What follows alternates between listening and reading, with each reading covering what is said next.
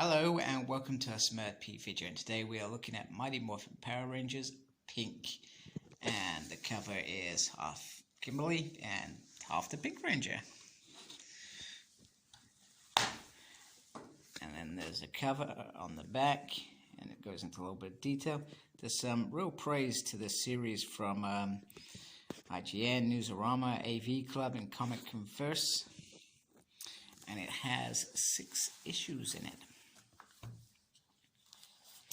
So one of the things that I like about this is this all talented team, Kelly Thompson and Brendan Fletcher, and then they write it, so Tina does some of the stuff as well, Tina Howard, Danielle, who is currently working on the Mighty Morphin Power Rangers series at present, with Ryan Parrott.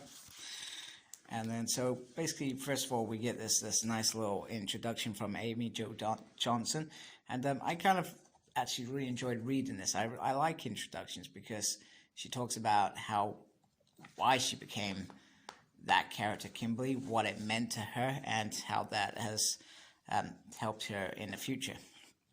So this is based after she has gone to the Pan Global Games after leaving the Power Rangers. And all of a sudden her mom appears to be missing.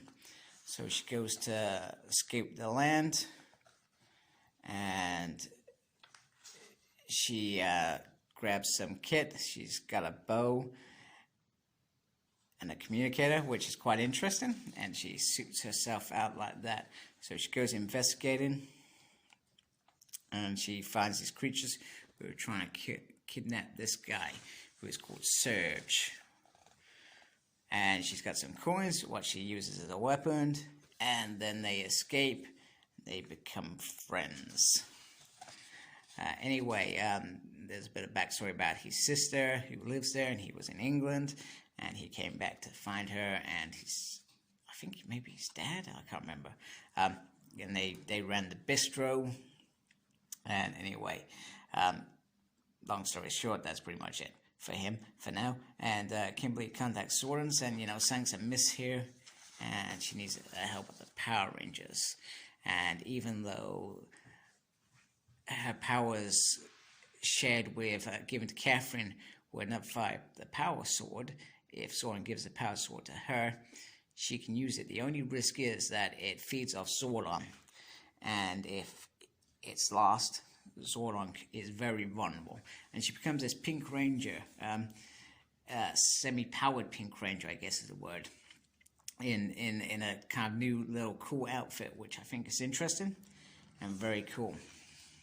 So off she goes on her bike, missing her shark cycle, and she finds out that the guys are all captive, and pretty much she gets into kapow, kapow, kaboom, and all that stuff, which is pretty awesome. There's some really nice drawings here from Danielle. And anyway, by the end of it, she finds that Goldar and this monster have her mother, and he turns her mom into a monster, pretty much like the other residents, which is pretty good start. And then we got the covers in between, which I always like. So mom is now a monster, and now they are attacking. So she realizes this is beyond her and escapes. Her friend Surge, her new friend, tries to go in there. She takes him out, and she's got an idea, and well, she kind of tells him to go on his way. But the sneaky little decides to have a look and realizes that she's a Power Ranger, and she teleports. So this is the bit that is a bit weird. So she teleports to where Trini and Zach are. Now I guess when this book was brought out, they hadn't got Ryan's idea about the Omega Rangers and the whole Switzerland deploy, because in this they're here. However, Red Ranger is on a mission as well. So she comes to see Trini and Zach. I mean, you could say that after they do make the Omega, they do perhaps go and help on Earth. There's nothing to say that they never did do any good work on Earth. So anyway, there's a nice moment between Zach and Kimberly where he says, we're family, and we're going to help you, and we're going to become Rangers again. So Sword of Power is there, and we have a new black and yellow Ranger to join Kimberly. So this is no longer just about Kimberly. So it being called the Pink Ranger is, it's a bit interesting. Anyway, throughout this, she can kind of feed off Tommy because she's feeding off Zordon, and they kind of come into contact, and then it kind of disappears. And then they are attacked in their place, and Goldar comes and takes the Power Sword. And it was all because of Surge, who had betrayed them. I can't remember if they found that out yet. And he has taken the Thunder Swords. I mean, let's be honest, they went scooping off on the ninja adventure. Did they even scrap those swords? Bit of neglect there from Zordon and Alpha in terms of not ensuring that they are safely destroyed. So you got part Centaurians, part White Tiger, part Thunder Sword. And her Firebird. Oh yeah, sorry, this is the bit where they find out that Surge betrayed them. So that's cool. And he only did it to find his sister. Anyway, Goldar pretty much said, you know what, I don't care what you want. You're going in there as well. You are a captive. Your hint of the usefulness is played out. Anyway, Trini, using the communicator, decides that she can give them an image of the Power Rangers. So they all start getting scared. They run towards the cages, and they release the Rangers who go running off. Mom goes after them, and after a little scuffle, they bond again. It's beautiful. So very, very awesome. So anyway, Goldar is venturing out on his own pretty much. There is no sign of Rita and Zed at this point in time. We have no idea when this kind of is. I mean, they could be this could be the bit where Master Vile was around, perhaps, or something. So they're all battling away, and now Surge tries to redeem himself by helping the others escape. And this dude, who's like the monster, is pretty much there. And they send the monsters after them. They go into the Centaurians to try and stop Goldar. Or Kimberly does. I'm trying to think what happens here. Oh yeah, they start moving. So the monster actually goes back and decides to, you know what? I'm going to take you out, Goldar. You're betraying your empress, your emperor. And the sword starts moving, and it actually ends up going into the sea, where potentially this betrayal takes victory over Goldar, betrayed by his own monster. Okay, so the Megazord, or whatever you want to call it, is underwater, and Kim is trying to say Goldar by saying we need to get out of here, but he is more interested in finding her. And she's more interested in why he came after her. He said, don't flatter yourself, it's just saying to lure out Zordon, and Zed and Rita don't understand his ambition, etc. However, he does realize that perhaps he does need to escape with her. Meanwhile, the monster, I cannot remember his name, is making his army bigger and bigger.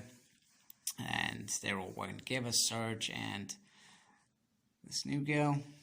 And pretty much Zordon is via Alpha confirms that he is losing power, adding an extra stake to the mix that they could lose Zordon. Anyway, they're discussing things about the Zords, etc., and they realize that perhaps the Firebird can get them out.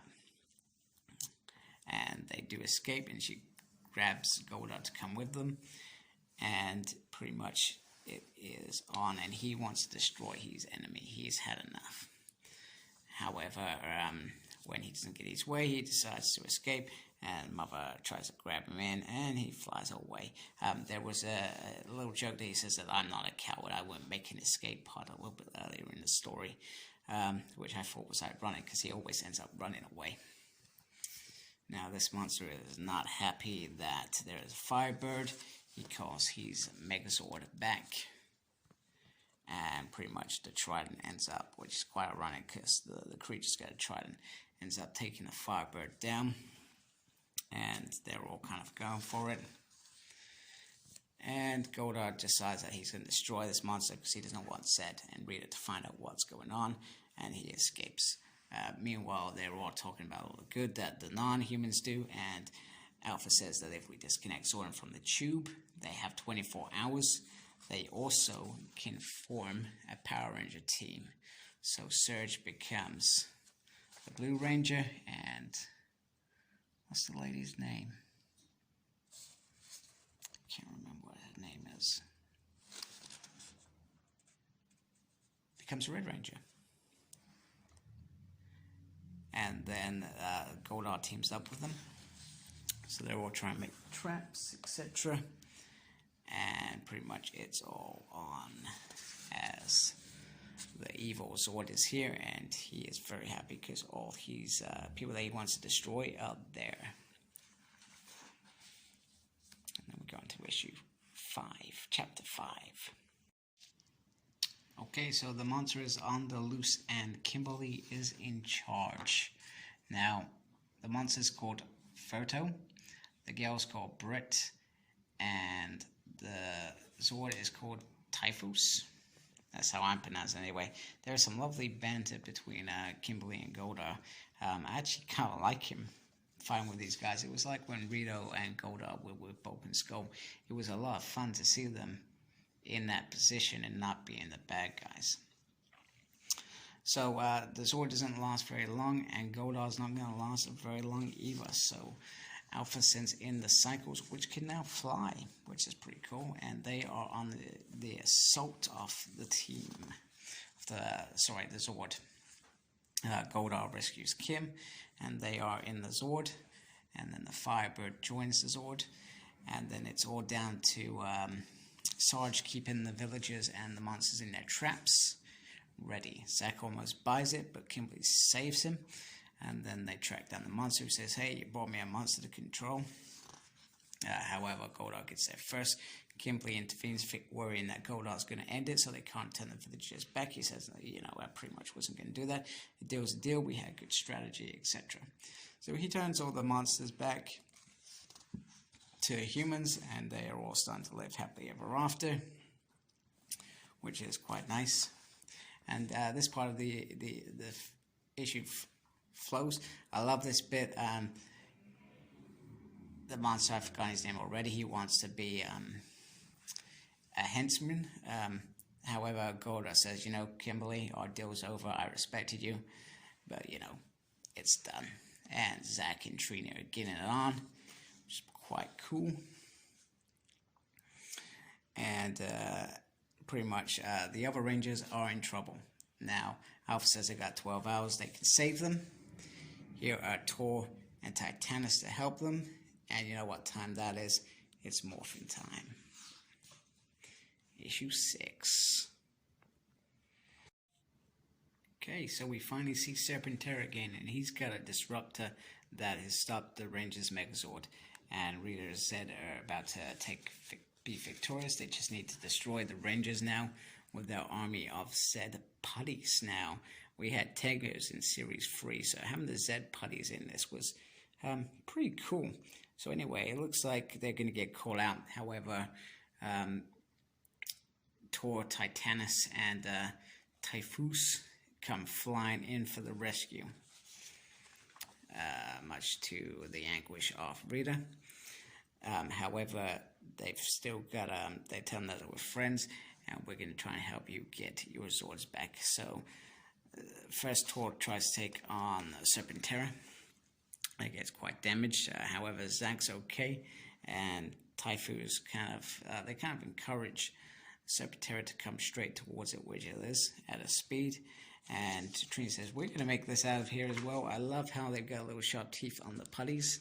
That's pretty awesome, compared to the usual closed suit masks. And pretty much the Ninja Megazord comes in just in time for for the Rangers to power up the Megazord, and then pretty much it's, you know what, we're a team, none of us stay, we need to get out of here. I like this bit, just fighting against the big massive sword, and then they decide to escape. However, Kimberly says we can't tell them. I really want to talk to him, but now's not the time. We need to get back, and Zordon gets his power back and is impressed with Kimberly and this new team and what they've accomplished.